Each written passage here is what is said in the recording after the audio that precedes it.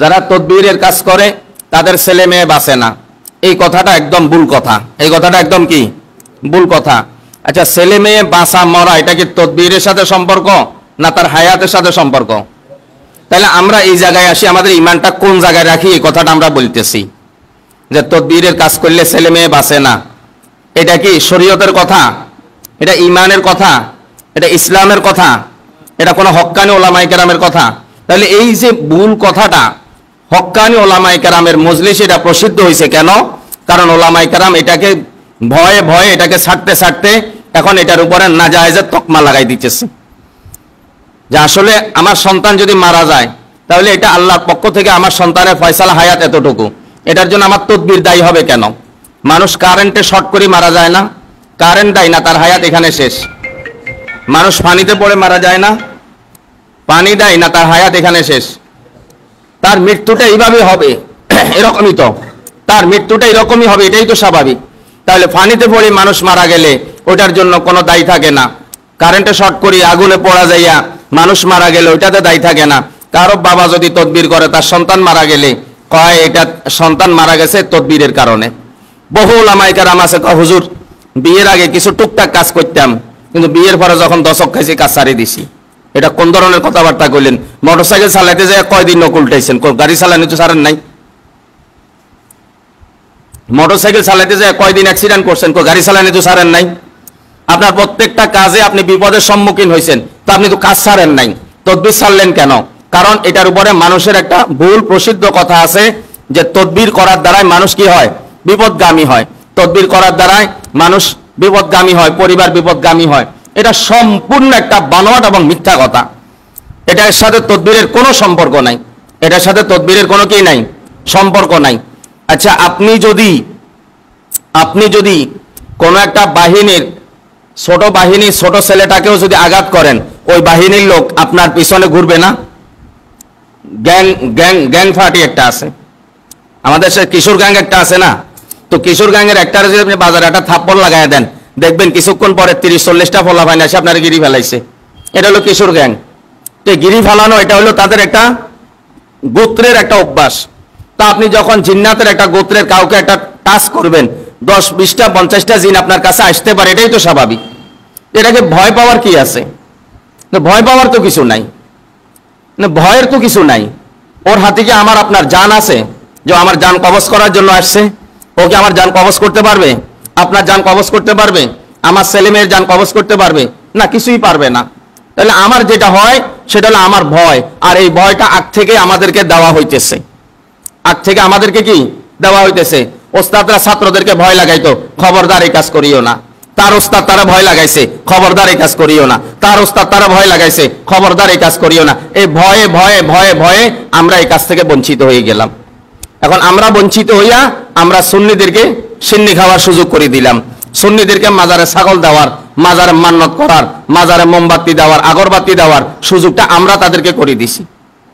এরপরে যারা কুফরি মন্ত্রতন্ত্র নিয়ে কাজ করে, আমাদের দেশে দেখেন না বাচ্চাদের কান ফোড়াই দেয়, ছেলেদের কান ফোড়াইতে দেখছেন? তাবিজ না থাকার কারণে তামিমা কানে লাগাই দিছে। যে ভালো একজন মোদাব্বির পায় না, এটা সঠিক চিকিৎসা দিবে, একজন খাঁটি বুঝদার তদবিরে জগতের কোনো লোককে পায় না যে এটা হারাম, এটা করা যাবে না, এটার বিপরীতে আপনি এটা করেন, এটা করলে বাচ্চা নিরাপদে থাকবে। কিন্তু আপনার এই স্বর্ণের এই টুকরার মধ্যে কোনো দাওয়া নাই, স্বর্ণের এই টুকরার মধ্যে কোনো কি নাই, দাওয়া নাই। বাচ্চাদের গলার মধ্যে দেখবেন জালের কাঠি লাগাই দেয়, জালের কাঠি আছে না, জালের সীসা লাগাই দেয়। তো এটা কি কোনো দাওয়া হইতে পারে?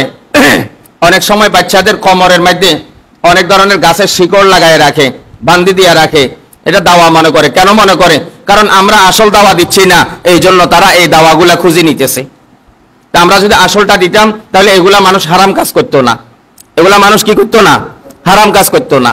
তো এই জন্য আমাদের প্রত্যেকের উচিত তদবিরের জগতে কাজ করা। প্রত্যেকের উচিত কি? তদবিরের জগতে কাজ করা। বাংলাদেশে যদি আমি ভুল না করে থাকি তাহলে কমপক্ষে বর্তমানে ছোট বড় মিলাইলে সব ধরনের doctor, allopathic doctor, homeo doctor, Unani doctor, herbal doctor, তারপরে যে আপনার আরো অনেক ডাক্তার আছে না, এই সব ডাক্তারের সংখ্যা যদি গণনা করা হয় মিনিমাম 5 লক্ষের উপরে ডাক্তার আছে, আসেনি? এরপরেও মানুষ কি পূর্ণাঙ্গ চিকিৎসা পাইতেছে? পূর্ণাঙ্গ চিকিৎসা পাইতেছে? তাহলে বাংলাদেশে যদি 5 লক্ষ মানুষ শুধু ওষুধ দোকানে চিকিৎসা দেওয়ার জন্য থাকে, তাহলে মানুষের সমস্যা কি শুধু ঔষধ কেন্দ্রিক হয় না জিন্নাত কেন্দ্রিক হয়? তাহলে এই কেন্দ্রিক চিকিৎসাটা মানুষ কোথায় পাবে? এই কেন্দ্রিক চিকিৎসাটা মানুষ কোথায় পাবে?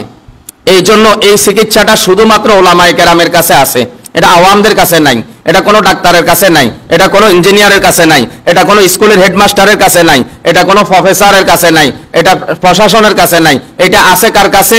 ওলামা হযরতদের কাছে। এটা কার কাছে আছে? ওলামাদের কাছে আছে। তখন ওলামারা এটা করে না কেন?